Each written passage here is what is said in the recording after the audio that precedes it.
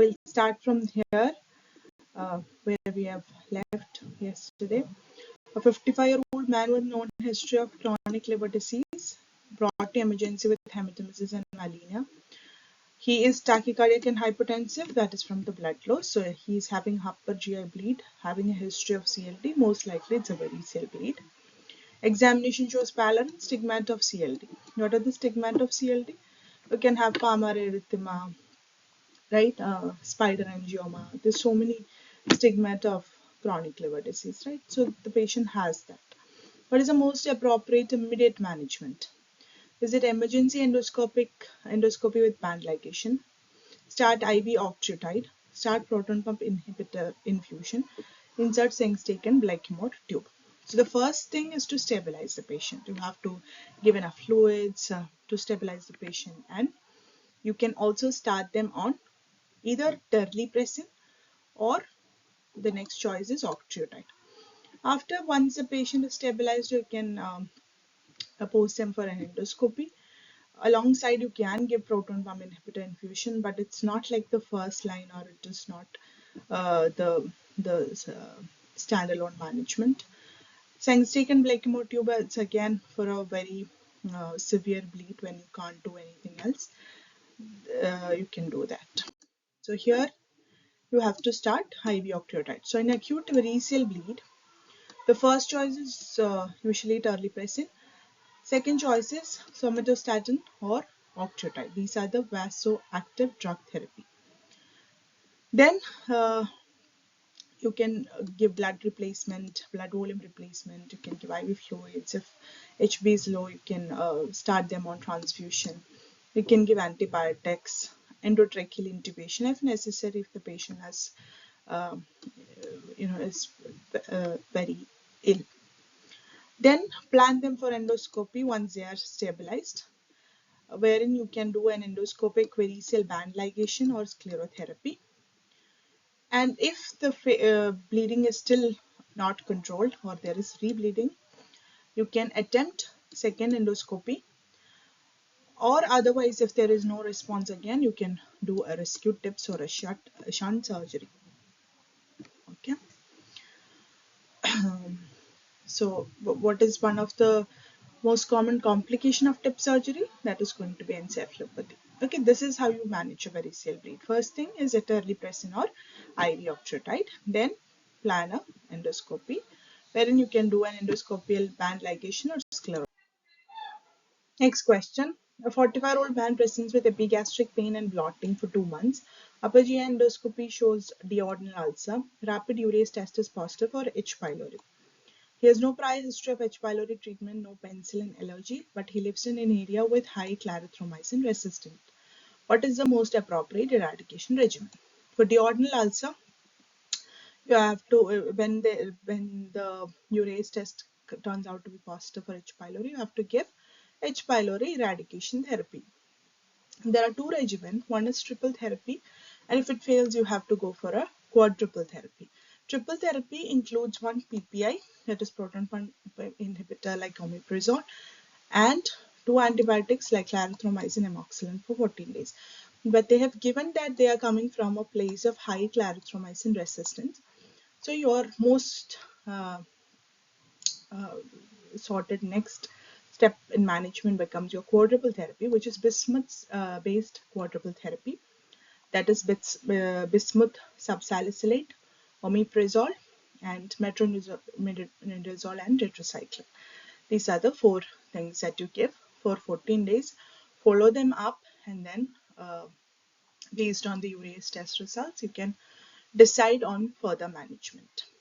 PPI monotherapy for 8 weeks is not a choice. Sequential therapy is not a choice. So your choice becomes bismuth-based quadruple therapy for 14 days.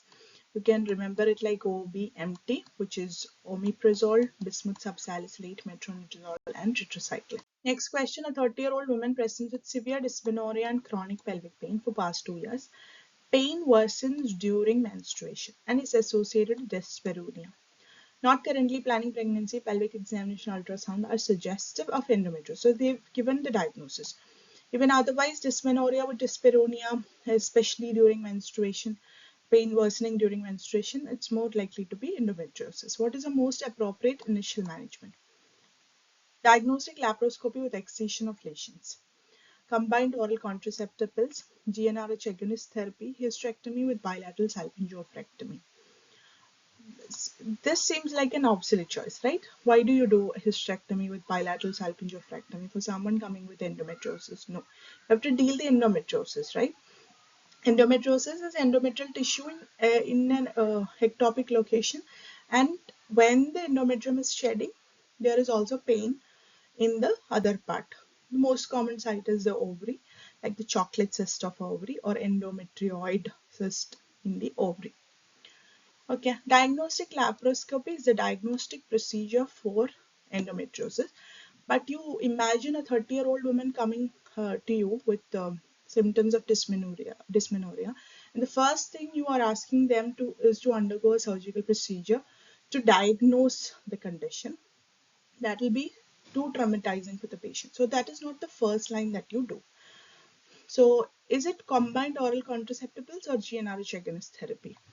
As first line, you can give combined oral contraceptive pills. So when there is symptoms suspicious of endometriosis, like there are two kinds of symptoms, either it's pain or infertility. If it's pain, if it's minimal, then you can give an expectant management. If the pain is mild pain, you can give symptomatic management like NSAIDs, combined oral contraceptives, progestins, or even GnRH agonist trial. If the pain persists even then, or there is moderate to severe pain in the beginning, then you can offer them a laparoscopy. But before offering a laparoscopy to a 30-year-old, it's very logical to start them on medical management before offering them a surgical treatment. Laparoscopy can be both diagnostic and treatment. You can excise, ablate the lesion or lysis of adhesions. And post-op also, you can give treatment. If it's less than 16-year-old adolescent, combined oral contraceptive. More than 16-year-old, you can give GnRH agonist with combined oral contraceptive. In adult, you can give either danazol, combined oral contraceptive, progestin, or aromatase inhibitors. If the problem was infertility, then you may have to go for clomiphene citrate, which is the ovulation induction agent, and intrauterine insemination. Or for laparoscopy, for again diagnosis plus treatment, you can excise the lesion or ablate or lysis of adhesions, and then offer them assisted reproductive technology like IVF or superovulation along with IUI.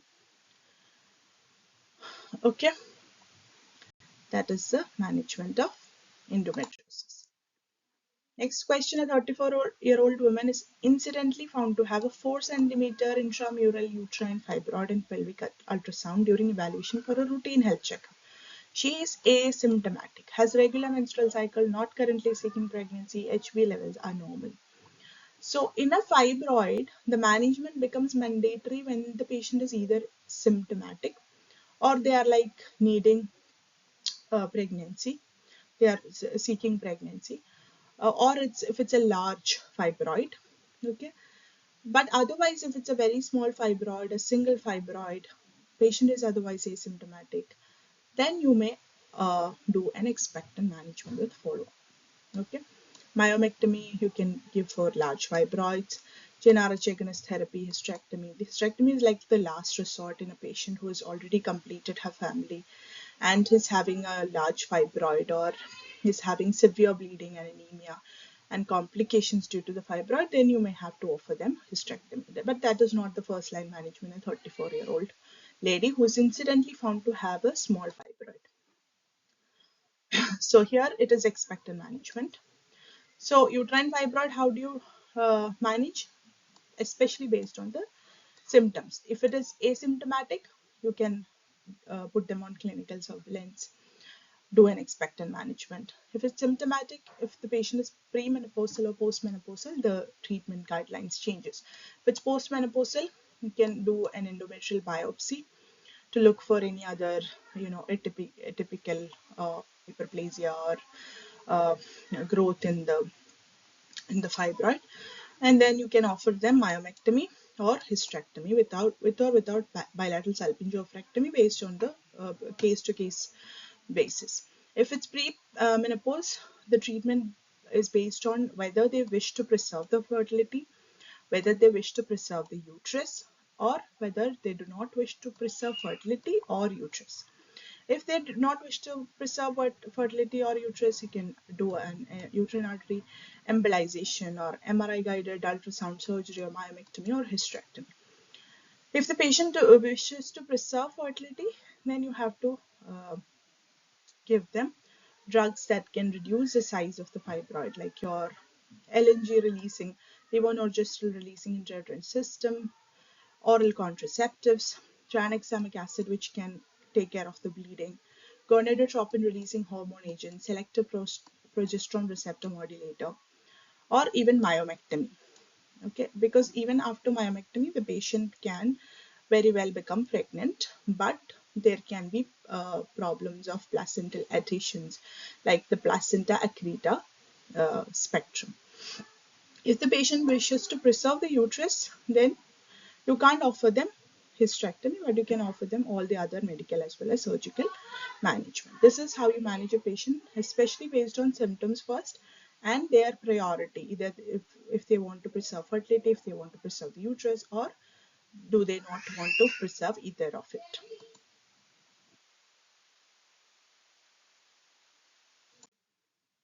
Next question, a 38-year-old woman presents with heavy menstrual bleeding for past 1 year, associated with EC fatigability. She has completed her family. Examination is unremarkable. Investigation shows iron deficiency, anemia 8.5, HB is 8.5. Pelvic ultrasound shows normal uterus with no fibroid or endometrial pathology. What is the most appropriate next step in management? So this is a patient coming with heavy menstrual bleeding with symptoms, and the patient is fatigable, so that is affecting their activities of daily living. They're having a low HB. But as of now, the uterus have no fibroids or endometrial pathology. So what is your next step in management? Is it hysterectomy? They have completed the family also. Hysterectomy, levonorgestrel releasing intrauterine device, endometrial ablation, tranexamic acid only. Tranexamic acid will take care of the bleeding only. It will reduce the bleeding, but it will not take care of the pathology, underlying pathology. So that does not seem like an option. So what do you do in this case? Is it hysterectomy? Do you give a levonorgestrel releasing intrauterine device or endometrial ablation? So the first thing you can give is a levonorgestrel releasing intrauterine device. Even if the patient is like completed family, the first thing like hysterectomy, when there is no fibroid, when there is no indication for actual hysterectomy, doesn't seem logical. You have to give something that can take care of the bleeding, maybe take care of the underlying pathology also, and then follow them later. At some point, they may need a hysterectomy, right? But at this point, they will need levonorgestrel releasing intrauterine device. You can give a tranexamic acid alongside to take care of the bleeding, but that is not like the standalone treatment. Next question, a 7-year-old child with palpable purpura over the lower limbs, arthralgia and abdominal pain. What does this strike in you? Purpura, arthralgia, abdominal pain. You think about HSP, Hinosh-Schönlein purpura, right? Following an upper respiratory tract infection. Or you can call it an IgA nephropathy also, which is the following features commonly associated with this condition. Is it blood in stool, thrombocytopenia, decreased complement levels, or positive ANA? Positive ANA is not a feature of HSP, right? How about decreased complement levels? No. Thrombocytopenia? No. Mainly it is blood in stool. Blood in stool. So it is a case of HSP and they may have blood in stool.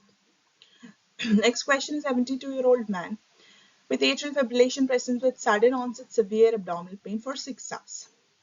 Pain is out of proportion to physical examination. Abdomen is soft with minimal tenderness. He is vomiting and metabolic acidosis on ABG. Okay, this metabolic acidosis can be due to lactate, increased lactate, and that lactate can be due to reduced blood flow. Okay, increase in lactate due to reduced blood flow. So what can be this? Atrial fibrillation coming with acute abdominal pain, always think about mesenteric ischemia, right? Mesenteric ischemia also, there is pain out of proportion to physical examination finding. There is reduced blood flow to the bowel wall, thereby there is increase in lactate, and there can be metabolic acidosis. So what is the next best step in evaluation? So you have to diagnose this. Do you do a plain X-ray abdomen, CT angio of abdomen, ultrasound abdomen with Doppler diagnostic laparoscopy? To diagnose mesenteric ischemia, you have to do a CT angio of abdomen. This is for mesenteric ischemia in a patient with AF coming with acute abdominal pain. 60-year-old man with history of long-standing hypertension presents with sudden onset severe tearing chest pain radiating to back. So what is this? Long-standing hypertension, sudden onset severe tearing chest pain radiating to back. Think of, what do you think about? Aortic dissection. On examination, there is a difference in blood pressure between the two arms. X-ray shows a widened mediastinum also. So they all point towards a diagnosis of aortic dissection, right? Pulmonary embolism, the patient will present with acute dyspnea, right? There may be history of immobilization or DVT, right? Or a lady on OCP, and suddenly they may have history of air travel, and then they come with dyspnea. That is what pulmonary embolism look like. How about myocardial infarction? Again, there can be acute chest pain radiating to shoulder or tip of jaw, and but there is no strict association with hypertension, or there is no difference in pressure between the arms and all, right, in acute MI. Acute pericarditis, again there is chest pain. The patient becomes comfortable when leaning forward and more discomfort when they are lying down flat, right? That is acute pericarditis. So this is how you differentiate. So this is a case of aortic dissection. Then there were other questions from psychiatry. One was to diagnose bipolar disorder with mania. The description was given. The patient had depressive episodes. Now they are having like grandeur, delusion of grandeur. They are highly active, less sleep, insomnia. So what is this? This is a bipolar disorder with mania. Okay. Then they asked what is the pathway that is implicated in case of a diagnosis of depression. That is a dopaminergic pathway. Next question. A 72-year-old man, previously well-educated and dependent in all activities of daily living, brought by his family with progressive forgetfulness over the past year. He frequently misplaces his belongings, recently developed the belief that his neighbors are trying to poison him. There is no past psychiatric illness. What is the most likely diagnosis? So the only thing is he's having progressive forgetfulness, he misplaces his belongings, and also believes that the neighbors are trying to poison him. That is the only delusion he's having. So can you say it's schizophrenia or dementia, personality disorder, or delusional disorder? Schizophrenia, you should have like positive symptoms, negative symptoms, right? And it has to have for a very longer duration. There will be hallucinations, right? Uh, so thought disorders. So it is less likely to be schizophrenia in a very short period, and especially in an elderly whose first symptom was dementia or forgetfulness. So this can be dementia. Dementia also can have some kind of delusion, some kind of doubt in them about the neighbors, because they are forgetting everything, so they don't trust easily, right?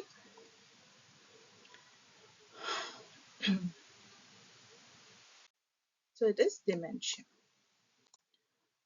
Next question. A 36-year-old woman presents with fatigue and chronic diffuse body pain for the past several months also reports loss of interest in daily activities and persistent low mood. No significant change in weight or appetite. Physical examination, basic lab investigations are unremarkable. What is the most appropriate next step in management? So loss of interest in usual activities that she found pleasurable, persistent low mood, fatigue and chronic diffuse pain all point to a diagnosis of depression, clinical depression. So what is your next step in management? Refer the patient to rheumatology. No, their symptoms are not in line with the rheumatological disorder. Obtain a detailed psychiatric history. Start a trial of SSRI. Without a diagnosis, you can't start a patient on SSRI. Reassure the patient and advise lifestyle modification. No. Before you have to take an detailed psychiatric history, ask for any change in their environment. Is there anything that has triggered this episode? Has this happened before? Is there any family history of depression? All this you can ask to come to a final diagnosis. Okay, ask them about their sleep, their other daily activities. Okay, and see if there is any trigger, any stress event that has led to this, or is it a case of clinical depression? Next question, a 28-year-old man with mild intermittent asthma takes salbutamol. PRN means as and when needed only, and he has not had any exacerbations or hospital admissions in the past year. He's scheduled for minor elective surgery, that is a laparoscopic hernia repair.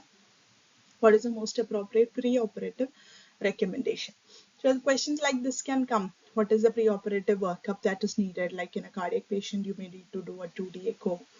What is the preoperative optimization that is required in a patient? So this is a kind of optimization that they're asking for.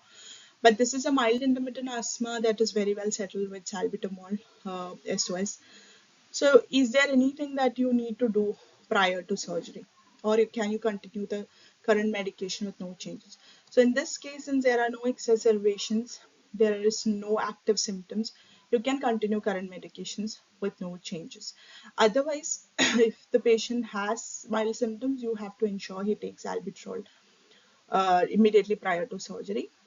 There is no point in increasing the bronchodilator because the patient is very well managed with salbutamol.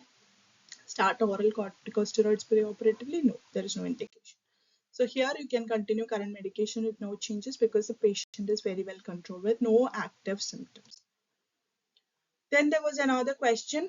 A scenario of pneumonia was given, and they asked what is one criteria that makes you need to admit the patient. So they are asking about the curve 65 score. What is the curve 65 score for pneumonia? It is an indication for hospital admission. C means confusion, that takes a 1 score. U means urea more than 7. R means respiratory rate more than 30. B means blood pressure, SPP less than 90 or DBP less than 60. Either of it. And 65 means age more than 65. That also takes a 1 score. In that question, it was the age of the patient. So 0 to 1 is low risk group. You can consider home treatment. But anything more than 1, that is 2 and above, you have to have an admission. And maybe needing more than 3 and all, you will need IV treatment also. Then they asked about COVID-19. What is one severity criteria? That is low SpO2. They asked about asthma. What is the severity criteria? That is inability to complete sentences. Then there was another description of patient having some vague symptoms, and the lab values were given. In that, only magnesium was a bit low, and they asked what is the recommendation that you give for the patient, and the option had give foods that is rich in magnesium, or give magnesium. Then there was another scenario about a hypokalemic paresis. The patient is having weakness in his limbs, and the only lab value that is abnormal is low potassium. So what do you give? You give potassium because hypokalemia can lead to paresis.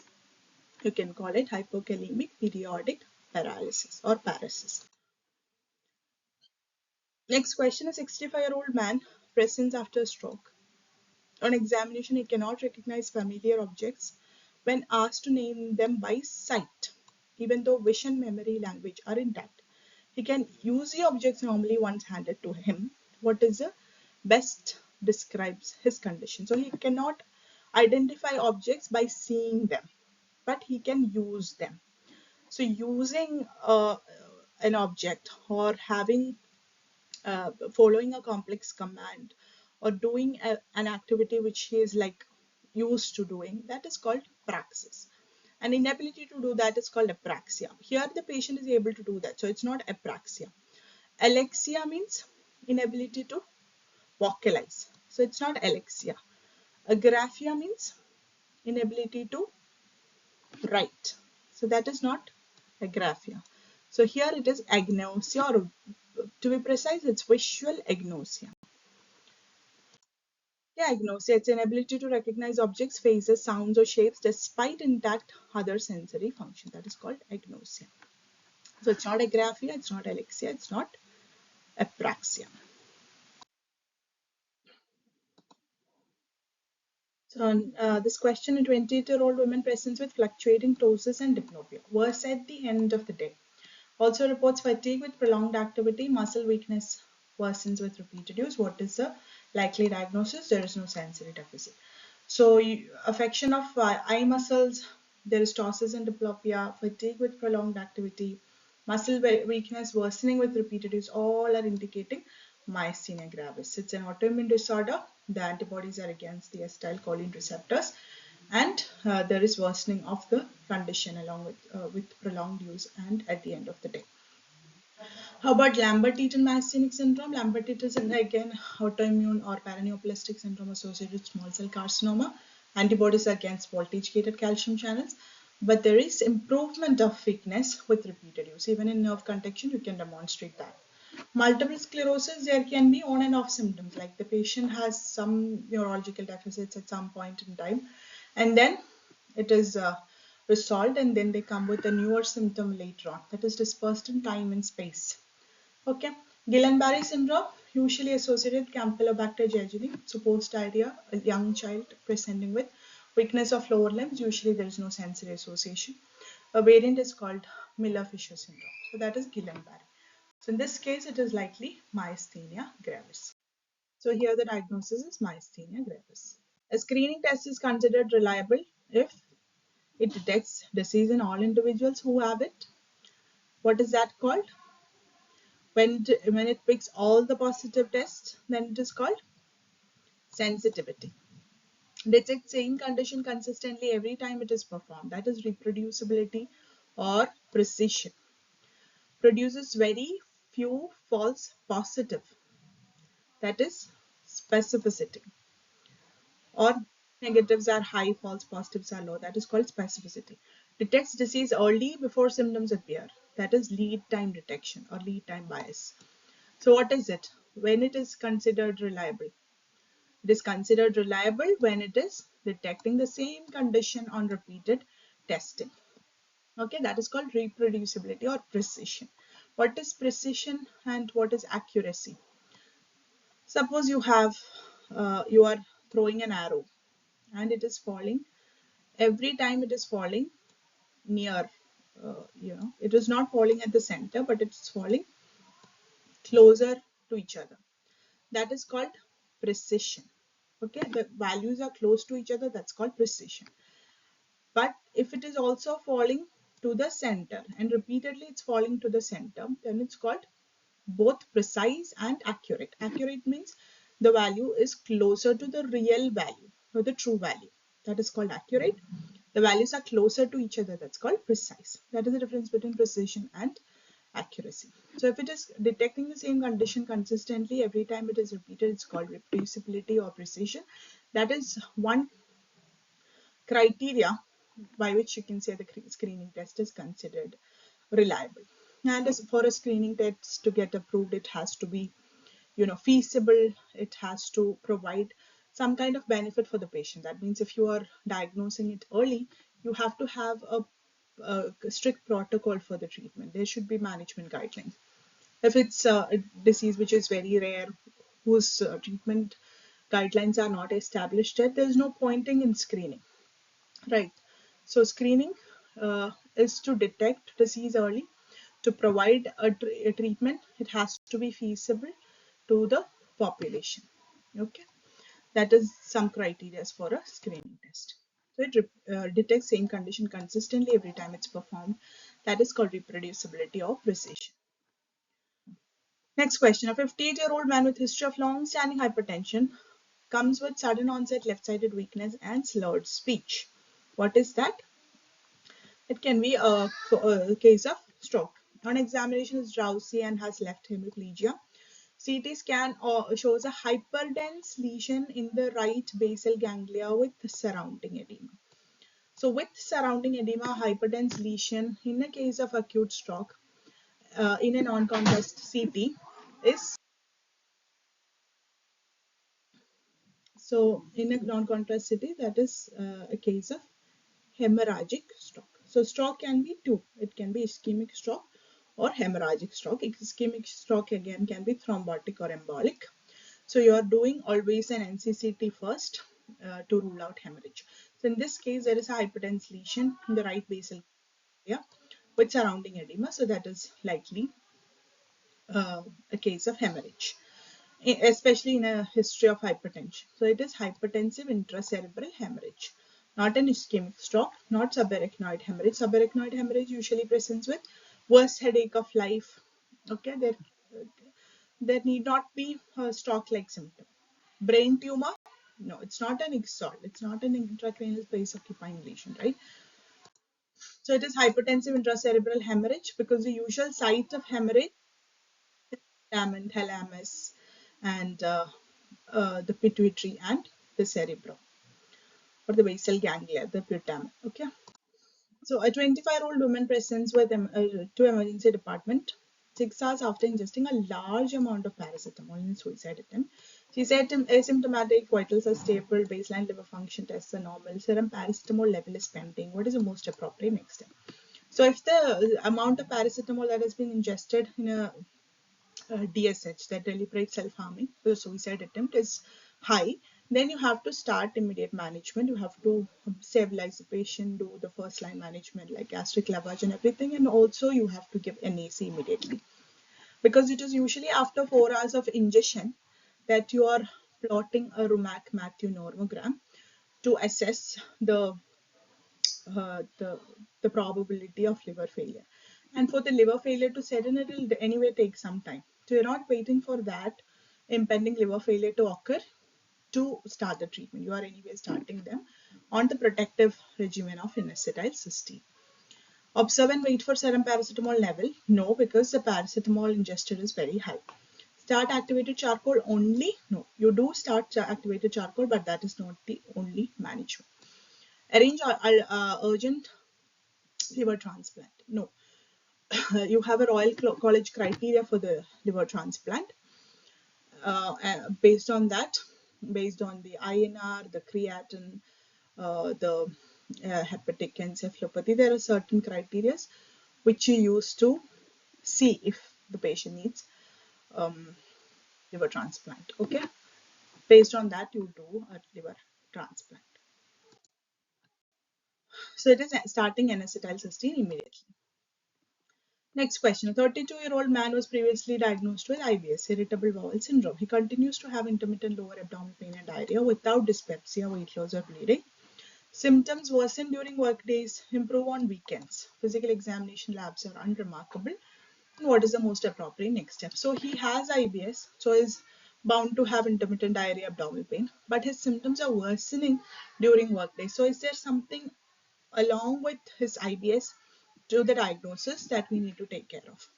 Test for lactose intolerance, hydrogen press test for small intestinal bacterial overgrowth or SIBO, colonoscopy, start empirical antispasmodic. Spasmodic, antispasmodic can be symptomatic management, but that will not resolve the underlying thing.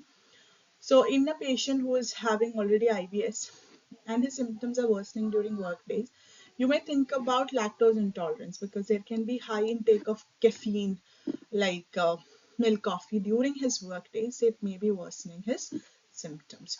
So you have to see if there is something underlying along with his IBS. So test for lactose intolerance, because persistent lower GI symptoms despite prior IBS diagnosis. Intermittent diarrhea without alarm features. The pattern is related to diet or work days, and the patient is otherwise well. So food intolerance, especially lactose intolerance, is common cause of IBS-like symptoms that persist even after the diagnosis. So you have to rule out that. Hydrogen breath test for SIBO is considered if blotting is like predominant or post antibiotic or malabsorption is suspected. Colonoscopy is not needed because the patient has no alarm features and he already has an IBS diagnosis. Empirical antispasmodic can be symptomatic relief only, it does not identify any underlying cause. Next question. A 35-year-old man with history of IV drug use stopped 2 years ago is found to have Anti-HCV positive, HCV RNA detectable. So it is hepatitis C. What is the most appropriate management? Start direct acting antiviral therapy, interferon therapy, observe without treatment, start ribavirin monotherapy. So it is start direct acting antiviral therapy. Let us see what are the drugs you give. Usually it's sofosbuvir, right? That is given. Patients with a 2 centimeter lump in upper outer quadrant of breast. Mass is firm, underlying skin dimpling, with overlying skin dimpling. No history of trauma. A mother was diagnosed with breast cancer at the age of 65. So there is family history of breast cancer in a 48-year-old, upper outer quadrant, firm mass with skin dimpling. So most likely it is malignancy. You have to rule out malignancy. Okay, actually it is a triple thing that we do in case of investigation. You have to do a clinical examination, an x-ray or a mammography, and you have to always do a histopathology or biopsy. And what is the most likely diagnosis? Options are invasive ductal carcinoma, fibroadenoma, fat necrosis, breast cyst. Fat necrosis, usually there is a history of trauma. Sometimes they may forget about the trauma, but usually skin dimpling and all is unlikely. Fibroadenoma, that is a benign mass, usually in a young adolescent girl, and it's very much mobile. Okay. Breast cyst, it is usually cystic, like not solid, cystic, not it will not be firm. So it is likely to be invasive ductal carcinoma. It is invasive ductal carcinoma, especially upper outer quadrant, elderly lady with family history and skin dimpling. Think about cancer. Next question. A 35-year-old man presents with fever and diarrhea 5 days after undergoing appendectomy for suppurative appendicitis. His post-operative recovery was initially uneventful. On examination, he is febrile and has lower abdominal discomfort. What is the most likely diagnosis?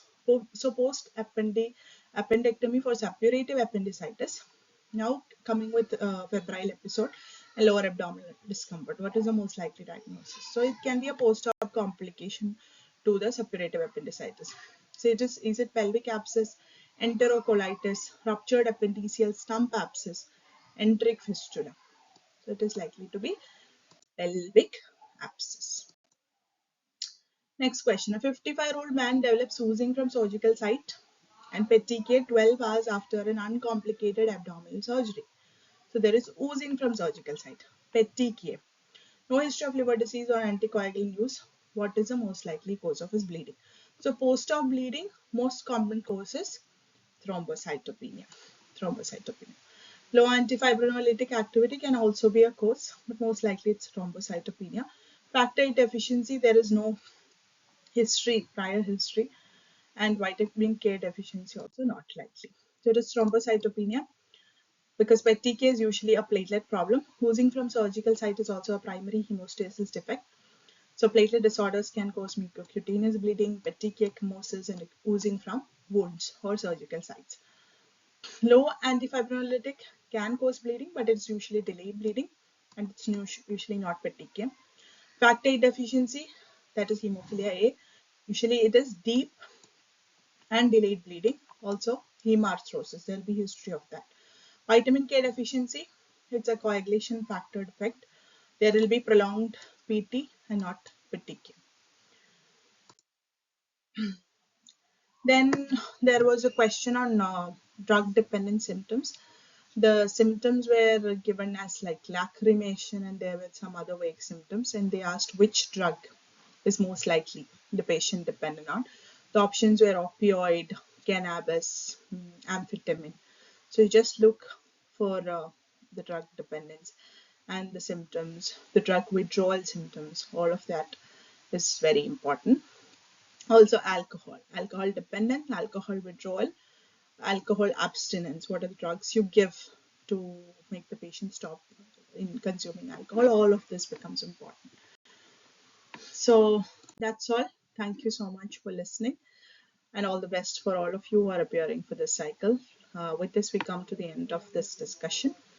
We'll come with other videos. You can comment your suggestions of what you expect to see in this channel. Thank you so much.